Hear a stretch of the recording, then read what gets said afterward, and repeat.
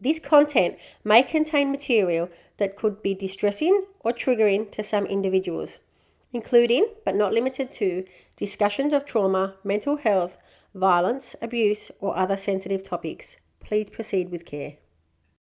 It got pretty bad. And then I couldn't do it anymore. So I took a whole heap of pills with alcohol at near the fields in Mitchenbury. And again, there was a part of me that's like, I don't want to die. So I called my middle sister, Natasha, and she came with her partner, picked me up, and took me straight home. And you told her what you had done? I must have said something.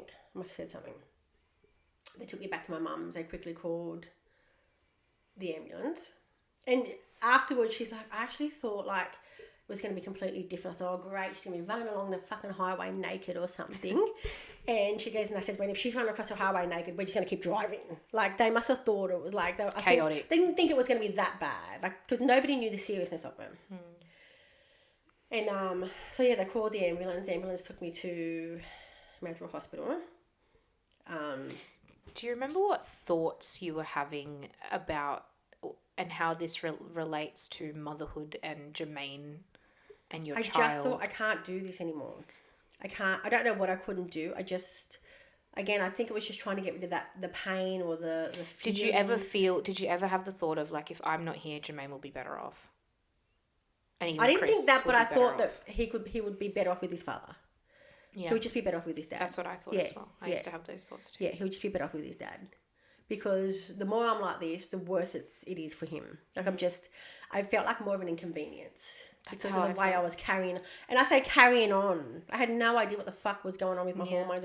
The way I'm carrying on, no kid needs this in their life. That's exactly how I felt too. So again, it was that I felt stupid. I felt, why are you doing this? But I was doing this because I just wanted this to go away. Mm-hmm. It was like if I could have just died and that slipped away, then I'd be like rejuvenated again. Relive, yeah. Yeah, like that's how I felt. Anyway. Like respawn. Yeah, so went to Bungaroo. Was that the night? Yeah, stayed the night there. So you do remember, you just didn't want to share it? No. I remember parts of it. I don't remember all of it. Right. I remember my mum and my stepmom coming and it being like a big kerfuffle to get me out because it was almost going to be a court order to get me out. Because they said, well, you're actually like a menace to society. Imagine calling a mother that's postnatal, not knowing what the fuck is going on, a menace to society. Yeah, that's harmful. Because now I'm just shamed. Mm-hmm. Now I'm thinking, you fuckwit. Look what you've gone and done. Your mother's worried. Your stepmother's here fighting for you to get out, and you might not even get out. Mind you, as I've gone in there, it's like prison. You get naked, they mark where your tattoos are, and I was like, she's like, do you have any more tattoos? I didn't have as many then. I was like, what's this for? And she's like, well, in case you're dead somewhere and they can identify you. She said it so blasé like that. Look, maybe that's how they got to say it. That's their job, I don't know. But I'm like, oh, wow, no fucking sympathy. Like, I remember thinking, wow, okay. Like, I was the prisoner and I'd done something really bad. And it's not that you were a menace to society. It's just that you were a risk to look, yourself. I've got no certificates in this shit, but I feel like I could have done... A lot better. And then I had to have a shower. And then they had a girl there watching me and she's like, here's the soap. And I had to give the soap back. I get all that, but it was still a bit like, ugh. Anyway, so they're trying to get me out. And then I was like, yeah, I'll go. But I remember my mum sitting in there with me amongst all these other people. And I laugh about this part now because she's looking at everybody talking to themselves and going on. And I'm just sitting there like, clearly this is where I've got to be. Not much is going through my head except for that. And she's looking around like, fuck me. And she's like, we've got to get you out of here. And I'm like, well, this is where I'm always supposed to be. Like, I'd just given up at that point. You had just accepted it. Yeah. And then eventually, like, something in me said something. Anyway, I was talking to the counsellor or someone, and I was like, well, my mum wants me to go home, so I've got to go home. And I said, well, and then I just said, well, obviously I don't belong in here in an instance, right? After just accepting it. And then he said, yeah, well, there's a mixed bag in here. And I was like, because I'm not talking to myself. I'm not crazy. I said, I'm not crazy. I remember saying, I'm not crazy. And he's like, well, there's a mixed bag in here. Yeah. Anyway, eventually can't remember from like what had happened in there. So I remember bits and pieces. I'd gone home. My mum and my stepmom had to sign me out. I remember getting in the car and my mum ripped me a new arsehole. Again, I'm just like, at that point I thought I should have just fucking stayed. Like I thought, you're not and even like that saying makes the you right feel like a things. child. Yeah. Like you're in trouble from your mum. And she said, don't you ever fucking put me in that position again. She did it, I know now she did it out of fear because she would have just scared the living fuck out of her. What if we couldn't get her out? Yeah, but I also wonder if it wasn't just about fear, like, of getting you out of the hospital. Like, what if she had lost you? Yeah, that's what I mean. There was so much fear going on. So I get that part. And she'd never had to deal with it, so she didn't know how to do it better. Second time around, I guess. Thank God there wasn't a second time. But I remember just thinking, well, great. Here we go. We should have just fucking stayed in there. Yeah. Again, should have just went through with something because, you know, wouldn't have had to put up with this. She had to then hold on to my medication. She had to then give me my medication. Like, right now I'm a fucking idiot. How am I a mother and a child when my own mother has to give me medication to make sure I don't OD again? Yeah. Like, fuck. Here we go. And that's... Then it got to a point where I was taking medication. Obviously, then it got to a point where I was allowed to take it myself. No follow-up, no nothing. So I just fucking raw dogged it. Yeah, in raw life dogged again. it for real. And then I was on medication for a while where it made me feel like... I think I'm just happy because I'm on the medication. Yeah. Like, I didn't genuinely feel happy. Yeah. So then I went off the medication because then I wanted to feel... And I went straight off it. Which Cold worked, turkey. Yeah, which worked for me. It could have went really, really bad. Typically not meant to work that way. No. But given what I'd gone through. And then, yeah, like I've just raw dogged it ever since. But so do you remember there being a moment where the fog lifted? Because I do, for myself. I think for me... Because you obviously then decided to go back and have another kid. 8 years later. Yeah. So but scary. there was... Yeah, of course. Yeah. Absolutely. But there was a point between Jermaine being about 3 or 4 and Jermaine being about 8 where the fog must have lifted. I think when life was sort of good, I can't remember exactly when. I just remember there was a time when I was just like genuinely happy. And it would have been when he was quite independent. And maybe probably going to school? 6 or 7 or 8. Yeah, because he thank fuck that didn't scar him. Because both my kids know I would absolutely move heaven and earth for him and her. It just was when I was just like, life is good. And I think it was the decision that, hey, we should do this again. Did Chris shit himself when you said that? No. My husband, being my husband, was just, we got this. And I was like, yeah, nah, maybe we don't. We actually don't. Because I remember saying, if we're going to do it again, we should probably get a wiggle on. That was me making the first sound of, we should have another kid. Wow. If we're going to do this, it was on Jermaine's 8th birthday. If we're going to do this, we should probably do this very soon. No thought process leading up to that, just that's what it was. And then he said, if we're going to do it, we should probably get a wiggle on. And then I went, oh, maybe not. Like, as soon as it left my mouth, I was like, oh. Instant regret, yeah. Yeah. And then he said, you've got your license this time. I didn't have my license then. So I'm more able to get out of the house. I wasn't like trapped in the house. This time, you know what to the look symptoms for. And you know that sometimes it's only going to be a bad couple of minutes, not going to be a bad day. And that alone, I was like, hey, yeah, like that's massive. Knowledge is power, and I stand by that. I stand by that. And when I did have Georgia, I would ring up my mum and say, sick. Yeah, I'm sick. And we never discussed this. It was just how it was, and we just both got it. She would say sick or sick. And we automatically just knew that sick was like your mental health. And I'd be like, no, I'm just sick. And she's like, get the car and come over. So I think she knew what to expect at the other end. But I could still hear the panic in her voice then. Like, sick or sick. It's like, what are we walking ourselves into? Yeah. And everything was fine with Georgia, thank God. Like, I had a few cry moments, but I knew it was a bad 5 minutes, not a bad day. And you are like the world's best mum to those kids. Truly. But it didn't stop me from having a cry. The other night in bed said, I feel like Jermaine got the shit end as much as we planned him. We were young parents and we still had no fucking clue what we were doing. And we parented him different child, different times, he got different eras of us. Yeah.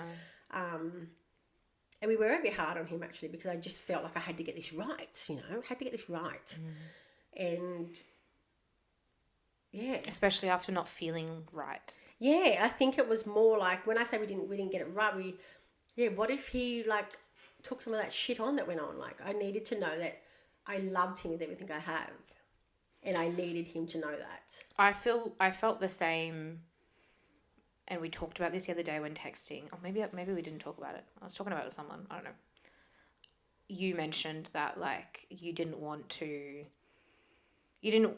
had the whole thought of, like, they're going to call child services on me. I'm going to have my kid taken off me. That's why I didn't disclose how bad I was feeling. For me, it was like, we put so much money into having a baby and paid so much, and it wasn't just a 5-minute job in the bedroom for us to have a baby.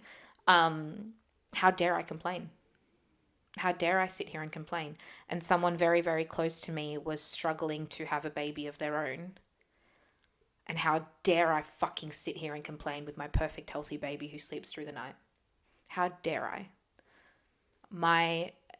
Someone that I love was going through one of the hardest things in the world, which is infertility. And I was crying every day about the baby that I had in front of me. How fucking dare I?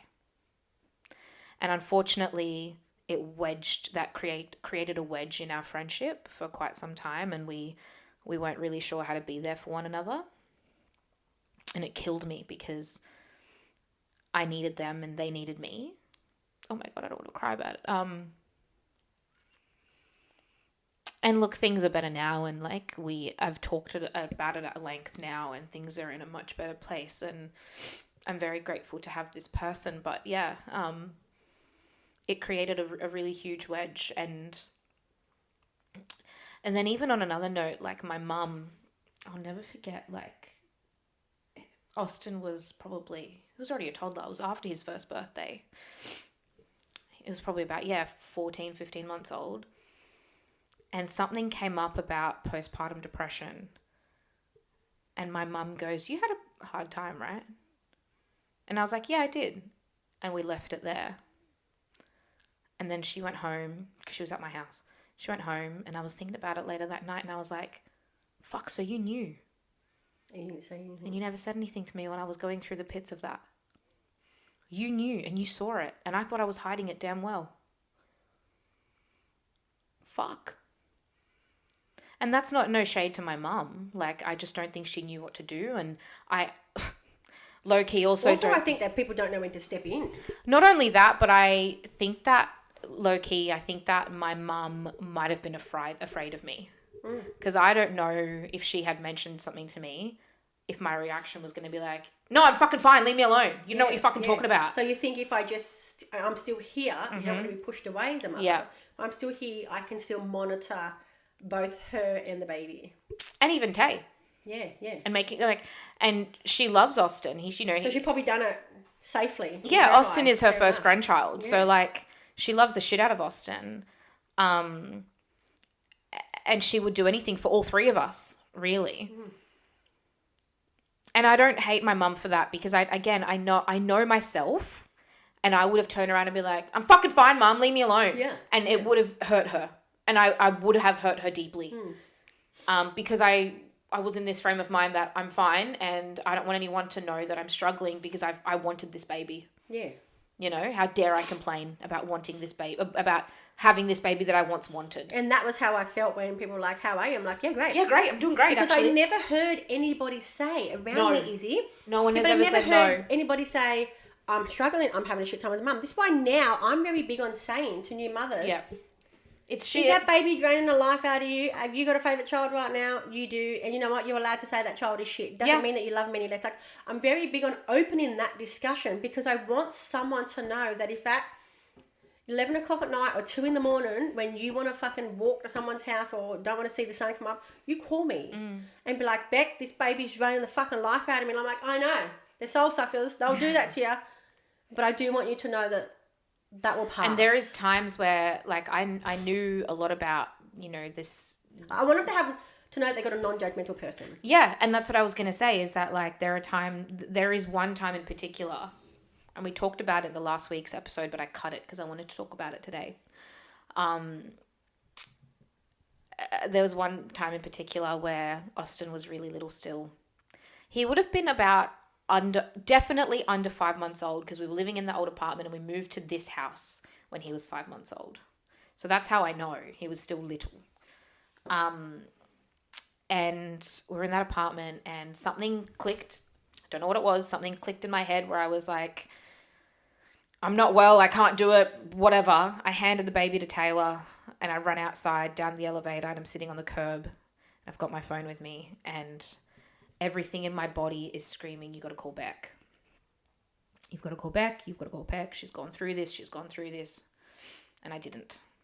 And the reason I didn't is because if I did, I would be affirming those beliefs that this is postpartum depression, and I wasn't really ready to face it. Because in my head, the story wasn't you've got postpartum depression. It was you've got to call Bec because Bec's gone through this, which was postpartum depression. Yeah. Do you know what I mean? Somebody understood your feelings. Correct. But even if that wasn't what it is, even if you were having a shit day. Even if that's right. Yeah, that's right. I could have called and I know you would have answered. And like, do you know what I mean? Like, I know that you were a person that I could have done that. But if I did call, it would have affirmed those thoughts that I don't think I was ready to face. Yeah. Because you've got to make the call. Correct. Like we've said with everything. You've got to make the call. Yeah. And I wanted to, but and everything but you inside weren't ready me. to admit that, hey, I'm yeah, and I even feel like I remember having my thumb hover over your contact photo in my phone. Like, ready. Like, press call. Just press call. Just press call. And I couldn't do it. And I didn't do it. And I couldn't do it. From that, I'm going to say I'm so glad that you went the call, even though it didn't happen, that you knew that you had someone that you could call. Why is the TV playing? I think it's because I have the remote on my phone and I accidentally just pressed it. I was going to be like, whoa. I just turned it off. Relax, everyone. That was crazy. I should have just pretended that was a ghost and not told you anything.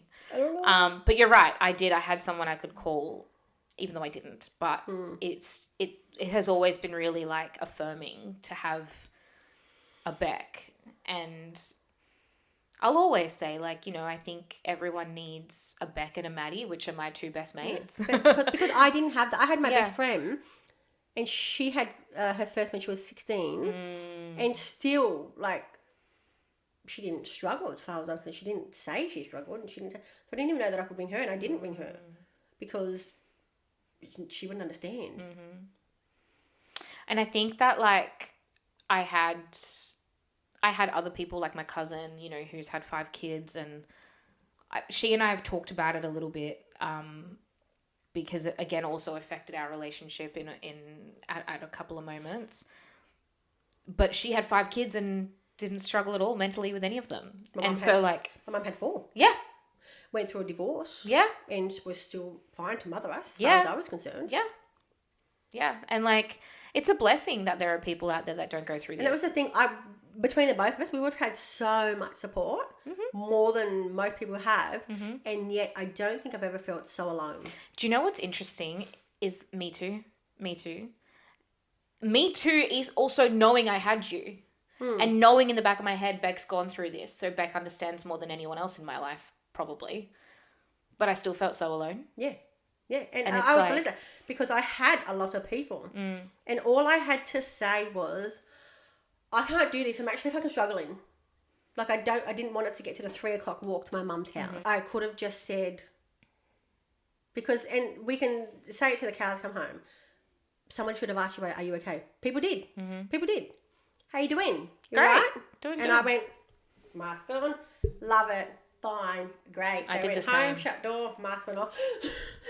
My husband come me home, too. mask on. I've been crying a bit today. Can we get a poo nappy? Can you change it? Thanks, yeah.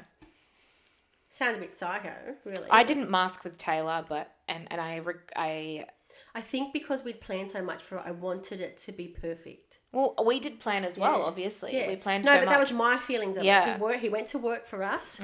He was tired. I had no right to complain because he took the baby of an afternoon. He took the baby at night. Yeah. He was a great dad. Yeah. He relieved me at every chance he could get. Yeah. I never, Izzy, when I tell you I never had a cold dinner, I never had a cold dinner. You know why? Because he would be Chris like, was making we're putting the baby down and we're having a hot dinner tonight. Or you have the baby tonight and I'll have a cold dinner. I have a cold dinner tonight and you have the baby. But 9 times out of 10, the baby would be asleep before we ate. I never had to worry about, I'm going to have a fucking cold dinner tonight. Never. So why would I then whinge to him? Again, it's one of those stupid thoughts I look back now. Why would I then whinge to him and be like, I can't do it when I'm at home doing nothing but fucking crying all day? We didn't have much furniture because we just moved out. So we didn't have to really clean too much. It was just me and the baby home. There wasn't much mess. And what, maybe doing the bottles? Yeah. I mean, why would I be whinging when he's working physical? We didn't have a car, so he would walk from Hebersham to the station sometimes. Like, you know what I mean? Like, what right did I have to fucking whinge about whinging all day when he's out working all day and coming home to then manually handle his baby? I wish I had that thought process because Taylor copped the brunt of it. But isn't it so stupid? Like, looking back now, we had to be like, I actually can't handle this. I don't. But know I did what that. I'm doing. I did that with Taylor, and Taylor copped the brunt of it. And Taylor saw me crying and screaming every day. And Taylor used to literally say, like, "Do you even love him? Because, like, do you even enjoy this little baby? Do you even?" And that's not me shitting on Taylor either, because all she saw was me crying about him. Yeah, she's probably trying to work out what's happening with my wife. Correct. But this happened when the baby came. Yeah. Where? From what? Well, yeah. And you know what's really fascinating is that, like, I was getting good sleep because Austin was getting good sleep. I wasn't not sleeping because the baby wasn't sleeping. Exactly. And that's what I was going to then say is, like, obviously, I was going to call him Austin, but Jermaine was a bit of a, like, sick kid. Like, he was sick all the time. And that's shit, right? Yeah. It's shit even if your kid's a newborn or they're 15. Like, your kid's sick, it's shit, but right? He wasn't like a hands-on, like, he wasn't 24-hour care kid. No. And what I was then going to say is that, like... And if he was in hospital, I had the nurses. Yeah. Like, I slept there, but I had the nurses. Correct, yeah. But my point is that, like, at no point could we ever say, I'm struggling because the baby's not sleeping. I'm struggling because the baby doesn't feed. I'm struggling because the baby's sick. It's never the baby. It was always us. So what was I going to say to people, Izzy? What was I going to say when they would say, is the baby sleeping? Yeah. So now I felt even more stupid because now I've said it out loud, baby sleeping. And he was. What the fuck is my problem? That's right. Yeah. Like, if the baby wasn't sleeping, then I had a right to say he's not sleeping, and then people would be like, I know, that's come so here, shit. you go down for a sleep while I hold the baby. I didn't need to sleep. I didn't need to nap because I was fucking sleeping. Or you were awake for your own shit. Yeah. So where could I find a reason to say that I'm struggling? Because I couldn't find the reason. Yeah. So how could I then interpret that to you? And then if I said this to someone, they'd be like, so what's wrong? I don't know. And then they'd be looking at me like I'm a psycho.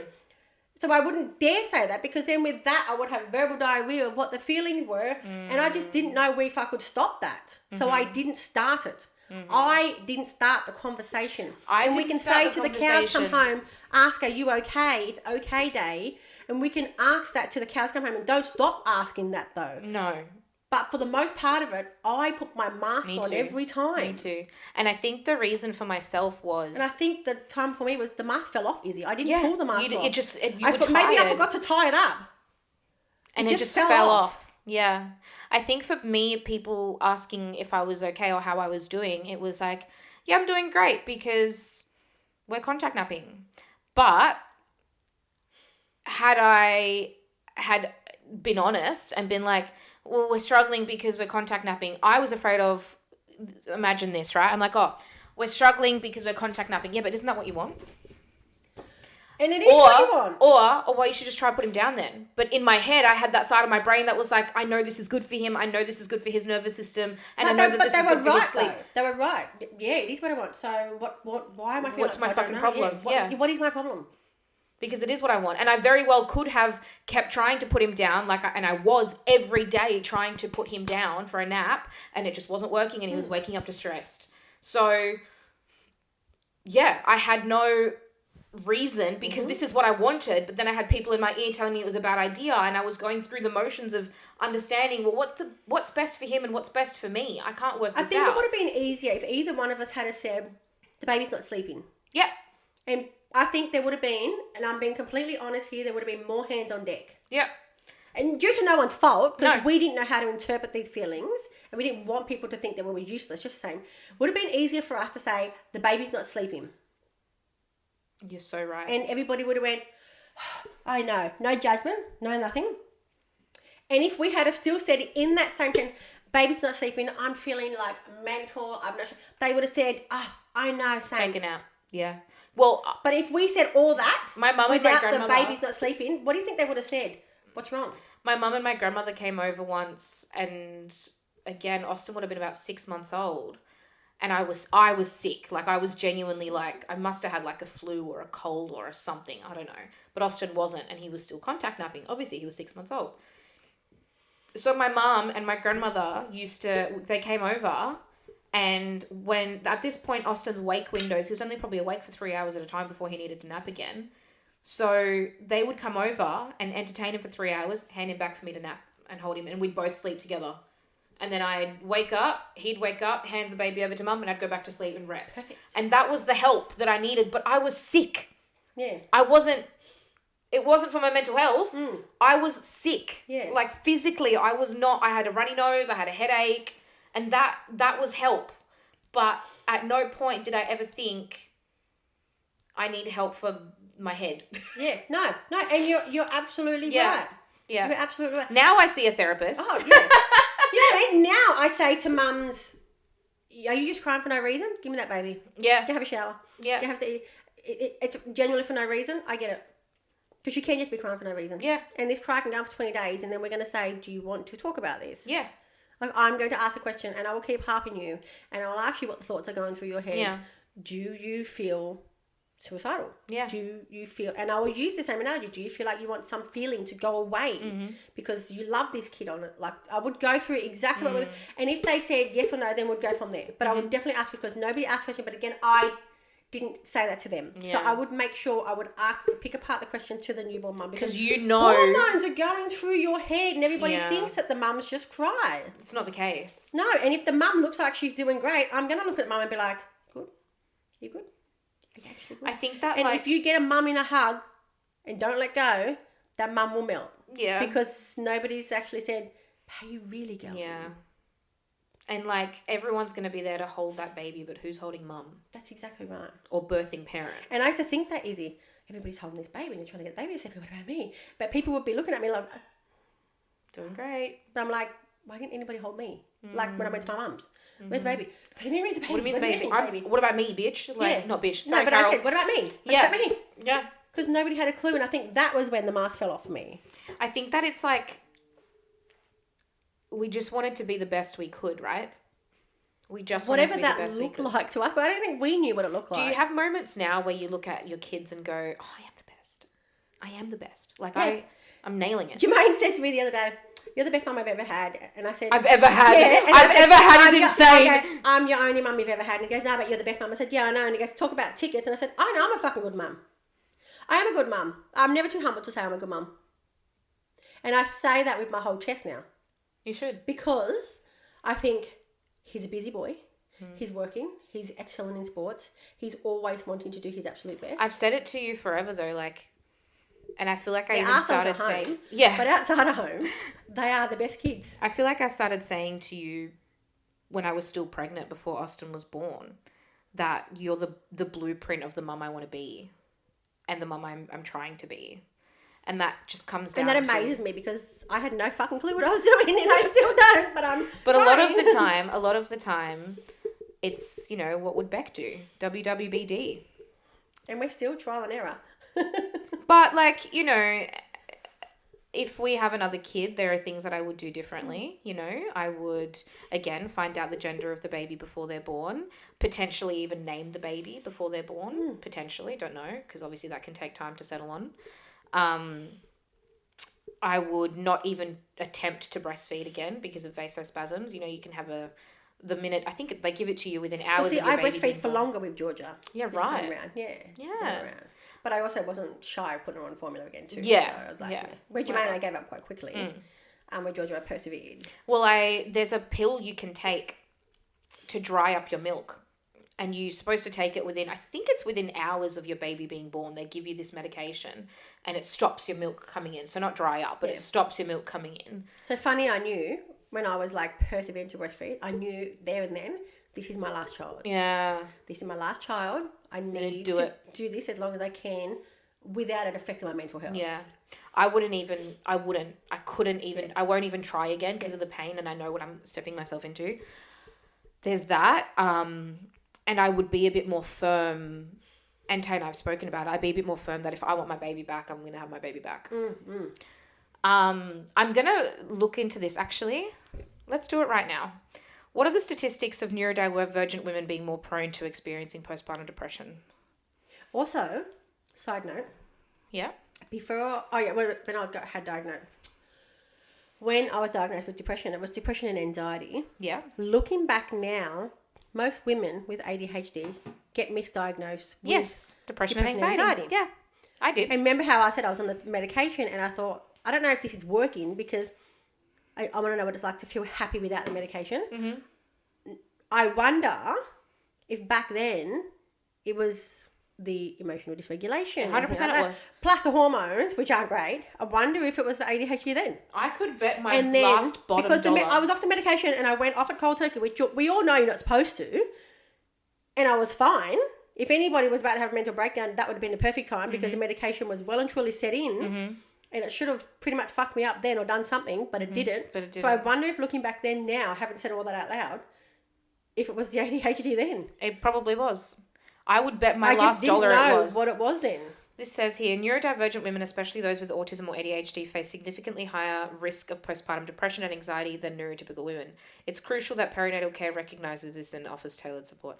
Yeah, and that's something that I also, I searched high and low to find resources for neurodivergent pregnant women, neurodivergent postpartum women, and I couldn't find anything. Nothing.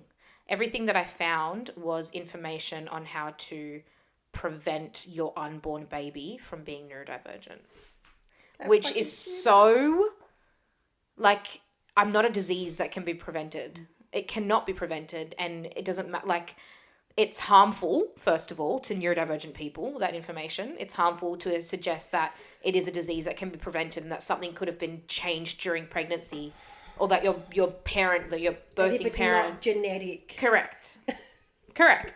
Right? That's harmful in itself for neurodivergent people to read, but it was harmful for me to see that I know that I was not the first pregnant neurodivergent person, and I wasn't going to be the last neurodivergent pregnant person. So why is there no information out there for people like me who have been pregnant and postpartum and even in labor? That was scared me the most. I was like, I don't know how I'm going to cope being neurodivergent in labor. I did, and I made it out alive. But, that scared me. And I had nothing to go off. I had no information online on people like me.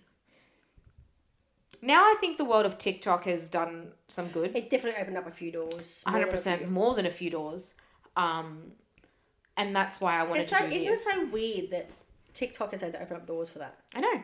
It's the beauty of the internet. Yeah. To bring it out, yeah. Yeah.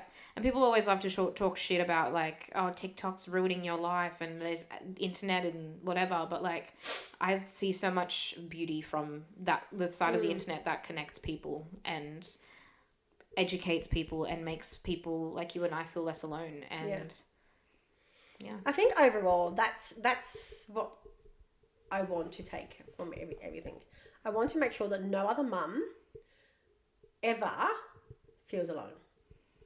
That every mum has a go-to person that they can call. That every mum says, hey, to a bunch of their girlfriends, guy friends, mum, dad, cousin, sister, brother, whoever, that they have someone that they can go, hey, if I'm having a really bad time, whether it's before the pregnancy or after the pregnancy or whatever, if I'm having a bad time, can I give you a call? And that person says, yeah. Not, why, what's wrong? And that's fine to ask you, but but you know what I mean? Without them going, oh. Yeah, without the judgment, without the discomfort, right? Yeah, sure. Yeah. Thanks. Like when I called my best friend one time when my nose was blocked. I said, I'm so sorry for calling you at 2 a.m. And she said, no, I'm glad you did. I'm glad you did. And I could hear it in her voice. I'd fucking woken her up. And I don't know even what time she had just finished work herself. So I make sure, because I remember that line, I make sure that if somebody had to call me at 2 a.m. or whatever, midnight, and they said, so sorry for waking you up, my first thought, and and it's hard for me to remember, but I always have to think, I want the next line to be to the person on the other end of the phone, I'm glad you did. For whatever reason. Whether they say, because I just remembered the name of the person that was in that movie, or I actually can't sleep, I'm really struggling, or something else. Yeah. I want that next line to be, I'm so glad you did. Yeah. So that they will be like, thank you. I find that sometimes I always offer that kind of support to people do. and nobody takes it. Yeah. Oh no, Not a bad thing. you've called me a couple of times, but never at like 2 a.m. No. But like, But also, I think because you got a baby, and I'm not about to call you about a blocked nose, I would rather wake somebody up hasn't been woken up by a kid for a while. Yeah, but I'm not woken up by him ever. He's a good sleeper. That being said, last night we had a rough night because he had a nightmare and struggled. But yeah, but I think if you're going to get woken up, it might as well be by the baby. Yeah, but I feel like that's easy. You're easier to talk down. He's harder to get back to sleep. I don't know. Ask my sister about that. Natasha, is it easy to talk me down because I've got a blocked nose? I'm pacing the I've fucking talked you driveway. down before. Yeah. I've talked you down before. But I'm also pacing the driveway. Like I dead set in that instance. I'm not even joking. I'm thinking I'm going to die. My nose is blocked. I've put it over hot water. Now they're both leaking. Oh, in my past life, I must have died a slow death, not being able to breathe. You really think it's like causes you that much anxiety? Is I it don't a know. phobia? It is. I don't know where it came from. I just had a blocked nose one time, and all of a sudden I think I can't breathe, and that has been a phobia of mine that I cannot breathe. The minute I feel the air is thinning, I cannot breathe. Let's have a look. I become claustrophobic in my own head. I can't even pronounce this word. It's you know what? I'm gonna put it on the screen and you can try and read it because I can't. Look at that first one. It's like Why is PNIG. your writing so small? You're obviously. Okay, Grandma. Or sometimes whatever. But the panino it's one. basically an intense. Pack me that. Have you got some as well? Just here. It's basically an intense fear of suffocating, choking, or not being able to breathe, even if you're actually safe and getting enough air. Yeah, it can pop up from past trauma, like choking incidents. I've never actually been choked. Not in a non-sexual way. Health, anxiety, panic attacks, or sensory triggers. Sensory triggers. Yeah. Yeah, nothing has happened that I can think of where I've just thought, I can't breathe. That has triggered something for me. Do you know what? It just unlocked this memory in my head. I just literally seen the moment like your eyes went wide. Like, watch it on slow-mo. Well, I will. No, but it just reminded me, Austin actually we bought him this jacket a while ago and it's a thick jacket. It's a real thick, I'll show it to you later. It's a thick jacket. And I put it on him Thursday because went outside and it was freezing cold. And I put this jacket on him and it comes up to here. It's not choking him. It's a jacket. It's a jacket. Yeah, he's not choking. He's not choking, right? But it's one of those ones that's got a snap button and it's like zipper. Like it's a real Georgia good can't winter. wear anything that buttons up there for that reason. She feels like she's choking. Austin, and Georgia could say to you, Mum, I feel like I'm choking. I'm going to take it off. I can imagine Austin he went pale. His eyes started glazing over. He was literally gasping for air. And he starts, and I'm like, babe, you're right. And he goes, and he's probably got this much room. He's going like this. Yeah. Right? And he's going, and his eyes glass over. He's gone pale. That's so scary. Yeah. And I went, are you okay? And he goes, yeah. And like, you know how, I don't know if you've ever seen him do that, but he does that. You go, you okay? And he goes, yep. And then he forgot about it for a second, and then he's obviously moved a certain way, and it's touched his neck again, and he started doing it again. So I just took it off It's him. almost like a dramatic reaction to feeling like I'm choking, but he's a child. When you say dramatic, right, it's funny you say that. But that's his reaction. That is, he doesn't know how to explain he doesn't know how to it. be dramatic either. Yeah, he also doesn't know, because it's probably not in his vocabulary at all. Correct. I'm choking. No, but he doesn't know how to be dramatic because he's two. That's what I'm saying, but for an adult, it seems like an over-dramatic experience. Yeah, but because he's probably got this much room in this jacket, so really, he's not choking. And it's like, I feel like being dramatic is just like the sounds, but you can't force your eyes to glaze over and get watery. No, but the experience as a mother, to watch, or anybody watching that would have been so scary. Yeah, I was like, and it's interesting though, because I would have started like, what's wrong? Yeah, the last few times that we've strapped him into the car seat, he started... And we thought, you're being dramatic, get over it. Like, it's not cutting his neck or anything. We're just tightening the straps on his car seat.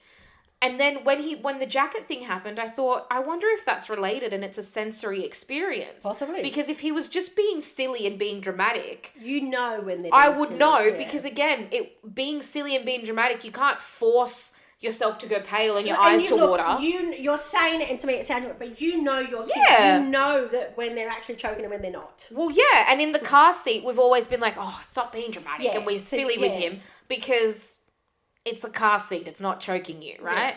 But the jacket thing happened, and I was like, I wasn't even stressed, but it was just the fact that his eyes went watery, his face went pale, and the choking sounds. As if he was gasping a bit. Yeah. Correct, yeah. And I was like, I can see that you're fine. You're not dying. I haven't tightened it that much. I can see that you are okay, but clearly it's stressing you out.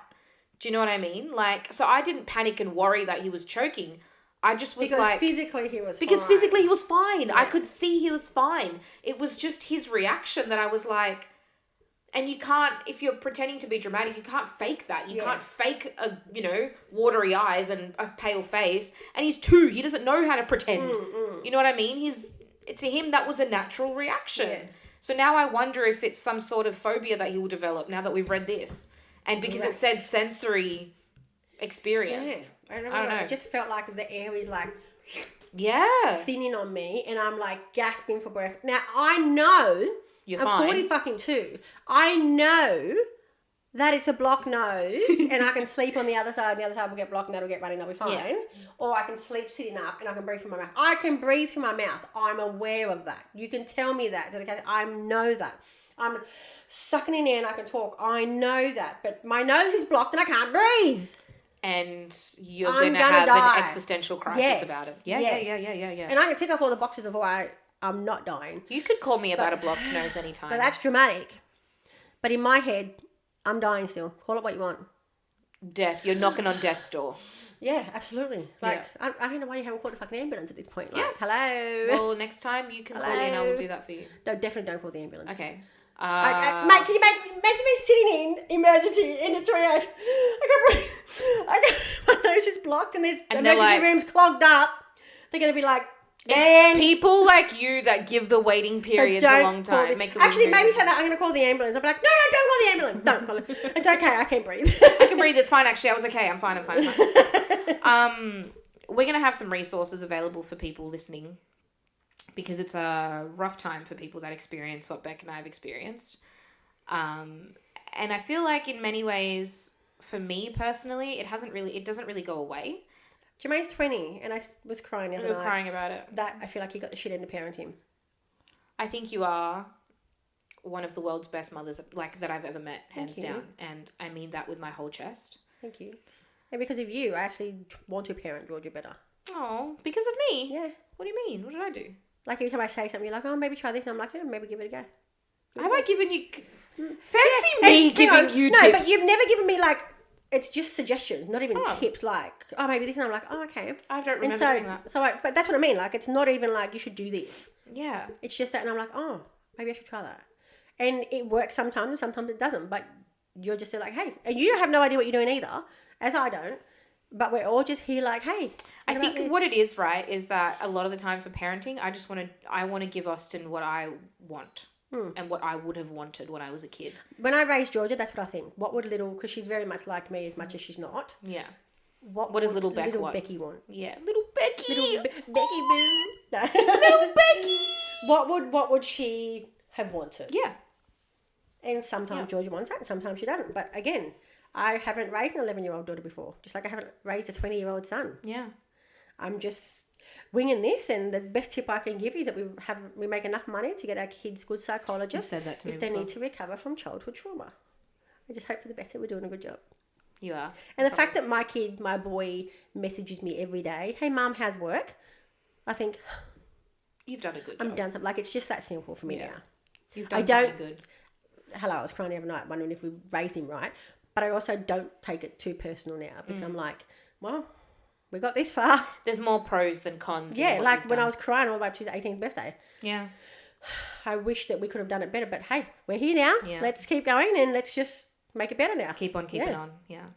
I'm really proud of you and who you've become and the parent you've become. And thank you. We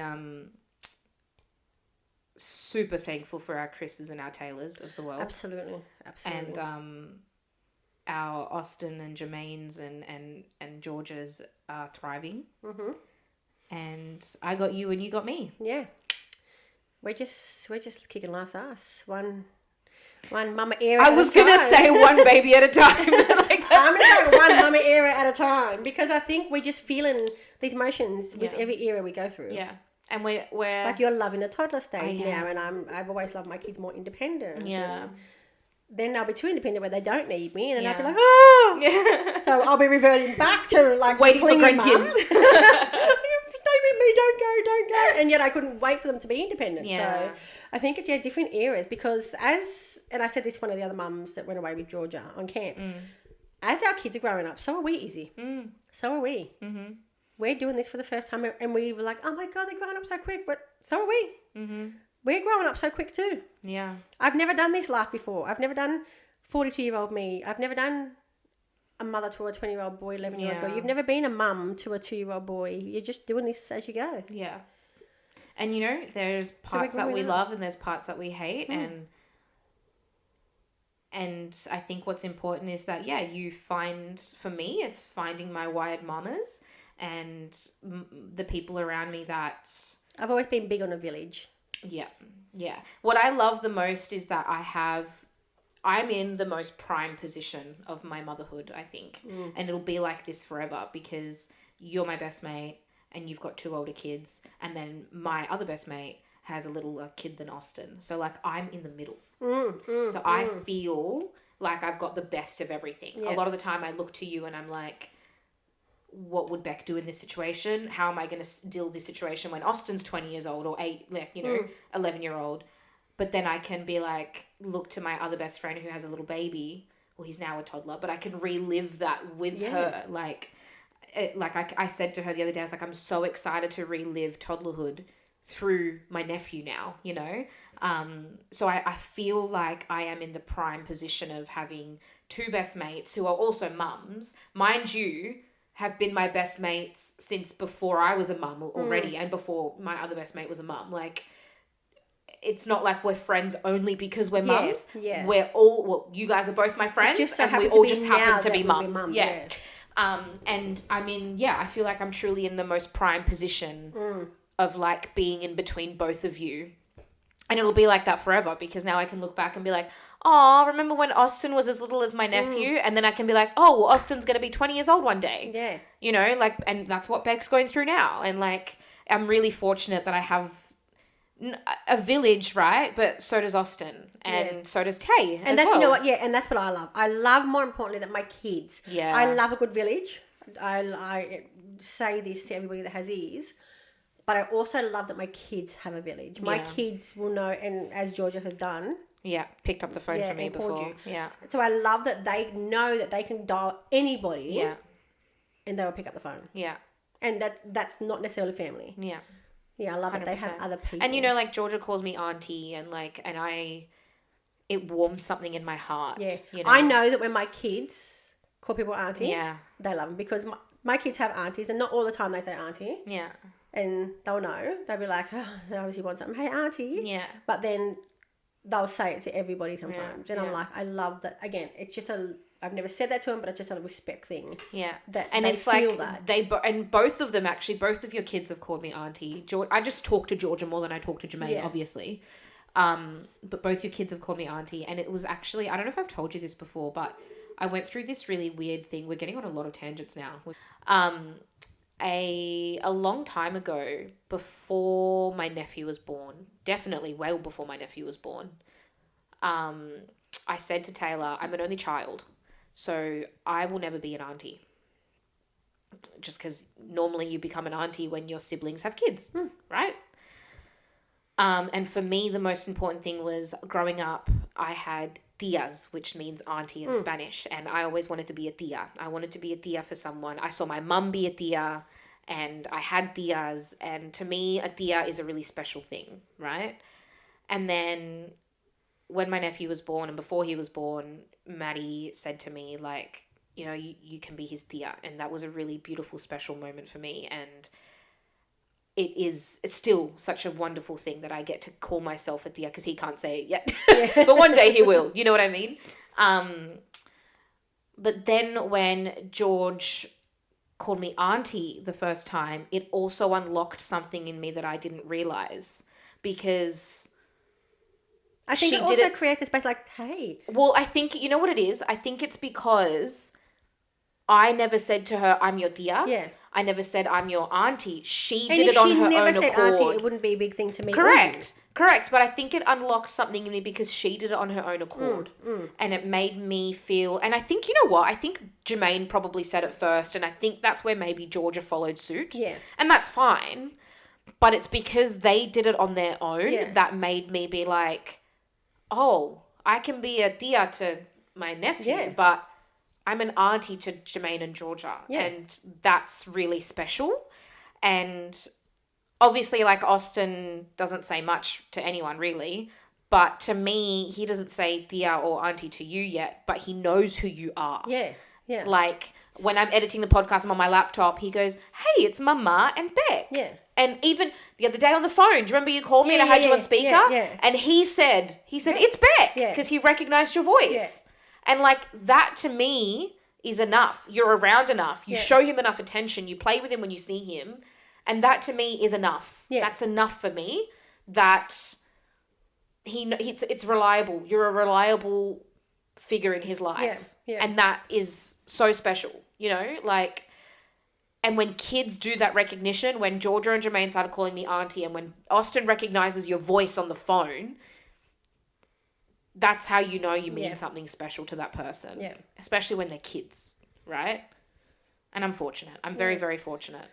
I think we're both lucky in that sense. Yeah. I think everybody needs a village. Get yourself a village, mamas. Get a village. Yeah. And if you haven't got one, I hope you feel comfortable here and that we have created one for you.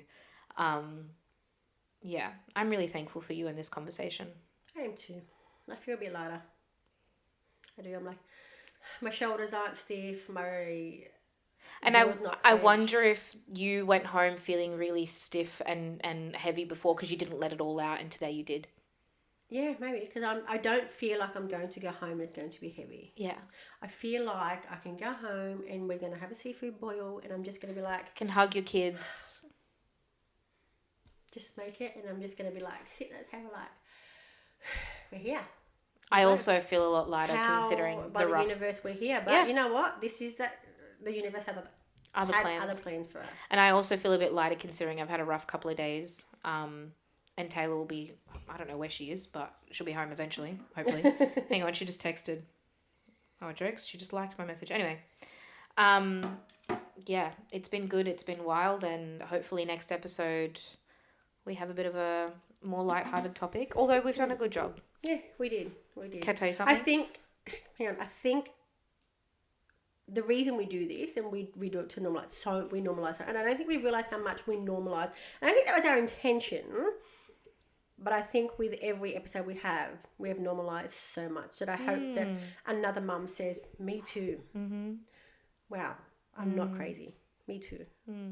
I was just going to say, if you allow me to say it, I love the shit out of you. Love you too. Goodbye. If you or someone you know is navigating any of the topics discussed in today's episode, please reach out for support. Links are below.